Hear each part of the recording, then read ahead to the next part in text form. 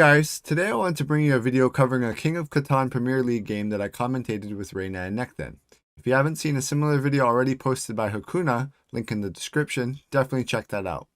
This video will be covering what I believe to be one big mistake from each player, and I hope that you guys can learn from what I'm about to teach. Keep in mind, all of these players are extremely strong, and I'd argue even better than me, but everyone makes mistakes. They're in the Premier League for a reason.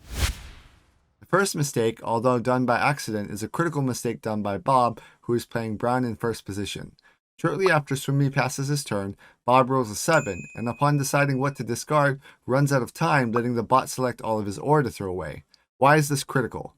At this point of the game, ore is Bob's hardest resource to get, as a 3 needs to roll twice in order to get a city. Throwing away all the ore for a potential city slows down his game considerably, and we do not see his city drop until 20 minutes later in the game. So what's the important lesson we can learn from this mistake?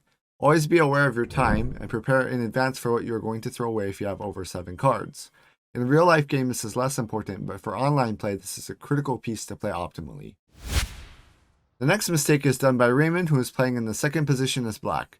I won't bash Raymond too hard in this video because his placements were spot on for what he could do out of the given situation, but there was one play I believe that could have gotten him another point in this game.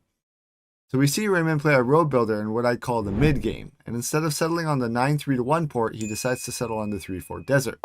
Why is this a mistake? Most players would generally agree that securing the 3-4 makes sense as it's one of his few expansion spots, but I respectfully disagree. Settling on 3-4 only gives you one additional low producing number, it makes his 4 spot more inclined to be blocked. So what would I have done differently, and how can we learn from this example? In Raymond's position, he is playing a clear or wheat sheep game. This means his strategy is dependent on getting the largest army, at least 2 victory point cards, mixed with a few cities. Expansion is less critical in Raymond's position simply because the production just isn't there. I would have road builded to the 10 sheep port and the 9-3-1, settling on the 3-1 port. Shown later in the game, Raymond does 2 4-1 trades with the bank, which would have saved him cards if he had otherwise had the port. Not convinced, he also 7s out, losing a bunch of cards from the robber due to having no port to lower his hand size. In my opinion, Swimmy isn't even considering building on the 3-4, and Raymond can always get this later as an option to expand to. This mistake is minor and wouldn't have won Raymond the game. It is something that I felt needed to be touched upon. Moving on to what I believe to be the most difficult decision in this game, this one is done by HakunaMatata playing as green in the third position. Here's the situation. Hakuna sees that Bob has played 2 roads toward the 5 sheep on the coast, and instead of going for a road connection, he plays his year of plenty to go for a plow and Bob on the 5 sheep. At this time of the plow, Hakuna had 2 sheep, 2 brick, 2 wood with his year of plenty.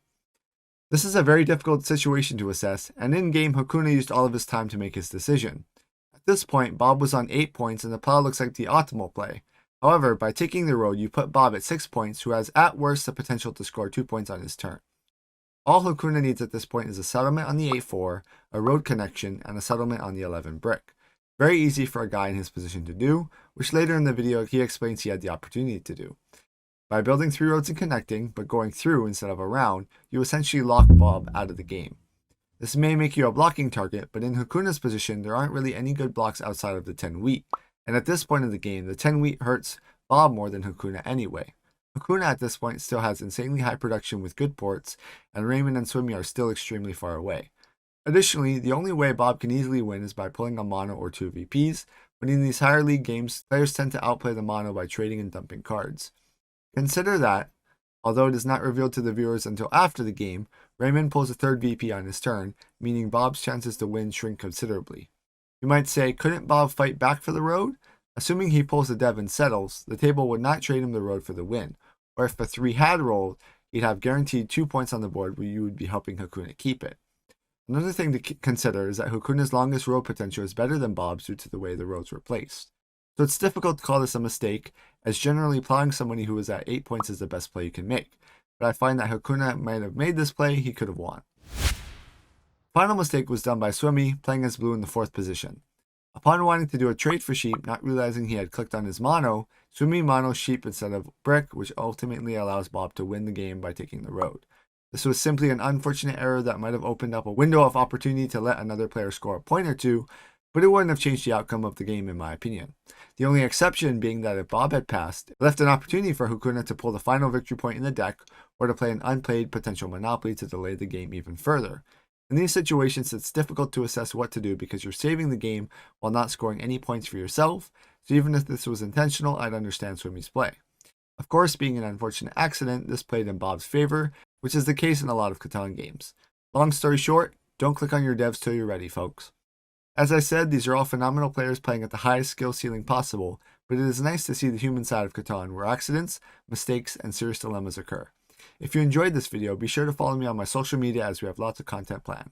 As always, take care and God bless. Thank you.